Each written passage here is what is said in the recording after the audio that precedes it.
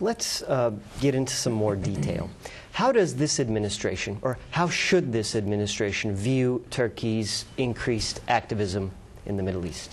Well, with the previous administration, there was a reluctance to take advantage of Turkey's links with countries that the U.S. don't have good relations, to put it mildly, with Iran and Syria, and an opposition to the kind of links that Turkey maintained with organizations like Hamas.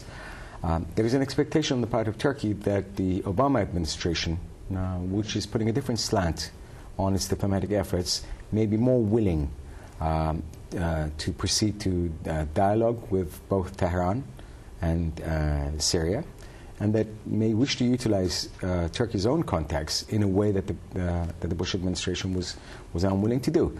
We'll see whether that does in fact work out in the way that Turkey would hope. It may be that the Obama administration may proceed to a direct dialogue with Syria initially and with Tehran down the road, where they may not be a role for Turkey. But I think it would be advantageous for Washington to take advantage of Turkey's special relations with these countries. And in terms of changing the tone, Obama, of course, starts with an advantage with Turkey, as well as with the neighboring countries, because his name is not George Bush, because there was such an aversion, an opposition to President Bush and his policies in the area, that as Obama wishes to re-engage, that Turkey's support would be of tremendous advantage to him. Now, in the report, there was a very interesting point, which I think that it wasn't much in the dialogue when we spoke about U.S.-Turkish relations, was the issue of Pakistan. How much can Turkey offer in dealing with Pakistan or South Asia in more of a general term?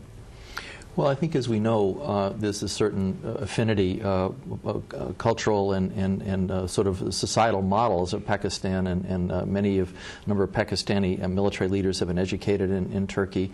The relationship, in some ways, between the military and the state are somewhat similar. So I think that there's a strong sense that Turkey can be helpful. It has been able to be engaged with the Pakistani government. There have been some exchanges of dialogues between the Turkish Grand National Assembly and the Pakistani Parliament. There are some other aspects of engagement, and particularly as the emphasis within U.S. policy shifts away from just going after the sort of the terrorist and insurgent groups in the tribal areas, but also the idea of how do we help Pakistan strengthen its governance. I think the Turkish experience and the Turkish model, is seen as something that could be very helpful in helping Pakistan improve its governance and its dealing with some of these groups that threaten the stability of parts of Western Pakistan.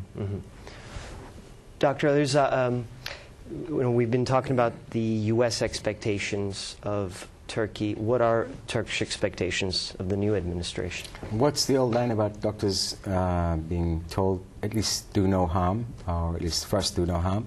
And there, I think the first question is the Armenian genocide issue. The resolution has been introduced in Congress, and there is a fear on the part of the Turks that President Obama, having uttered the word that the Armenians would want him to utter as a candidate, may also use the word genocide as president. If that could be avoided, then at least the relationship will not deteriorate to the point that both sides will have to focus on reconstructing the relationship or reestablishing a closer relationship. If that were not to happen, if that was to be avoided, then we could talk about the other issues where Turkey wants things from the United States. One is the one that you had mentioned before. It wants to be a partner in U.S. efforts in its regions. The Middle East, the wider Islamic world, the Caucasus, the Eastern Mediterranean, the Balkans, and also as NATO redefines its mission, with the French coming back in and goes for what used to be called out-of-area activities, it wants to be a full partner and to be consulted by the United States. It also wants U.S. support for its efforts to get into the European Union.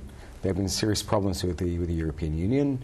The accession process has slowed down, and the Cyprus issue has come very much to the fore in the accession process. Turkey would want the U.S. to exercise its influence on its European allies to facilitate the accession process. But again, let's go back to the bigger picture. The bigger picture is a redefinition of the U.S.-Turkish relationship that was born in the Cold War, in the post-Cold War era. We're now coming to the end of the second decade of the post-Cold War era. The redefinition will take some time, and during that period, if the allies can maintain close coordination, they can redefine the relationship in a way that will last for the decades to come. Close coordination, managing the relationship at a high level, and President Obama's going to Turkey quite early on in his administration. How can this be interpreted as the importance that this administration places on Turkey from the Obama administration's perspective? Boris, I think it is a very important signal. There were many stops that the President, I'm sure many countries were bidding to have Obama make that next stop after the G20 and the NATO summit. The fact that he chose Turkey, I think, is a recognition that the administration sees Turkey as a linchpin and an important partner in the advancement of a number of common interests. And so I think he's definitely sending a strong signal. The other fact that even the two phone calls that I alluded to earlier when he called the President and Prime Minister in Ankara, the idea that then he put a press release out to highlight that, and then Secretary Clinton's visit, all of that suggests this is a recognition that the administration understands this as an important partnership. I think if you look at a number of the key people in the administration, they all are very knowledgeable on Turkey and the history of the U.S.-Turkish relationship. And I do think there's going to be a best foot effort to try to make sure that this gets off to a good start. And as Bulent said earlier, Obama obviously starts with a huge advantage in that he's not George Bush. Now, we're coming to the end of our time. Looking ahead, can I have some last thoughts of where this relationship needs to be focused on, as brief as you can? Look, the fact that President Obama is going is very significant. The symbolism is great. The good thing is that he's coming early, but the bad thing is that he's coming before the U.S. has defined or redefined its policies with respect to the Middle East, with respect to Afghanistan and Pakistan, and all the other issues that have been out there. As long as both sides know the limitations of the relationship and can continue to communicate and to coordinate, the cooperation will be good. If there's a breakdown in communication and if there are fundamental disagreements, like with the Armenian genocide resolution, then this relationship will not be as good as both sides would want it to be. But I want to be optimistic, and I hope that it will proceed in the next 4 years more easily than it did during the last 8. Dr. Flanagan, Dr. Aliriza, thank you very much for your time. Thank you. Thank you.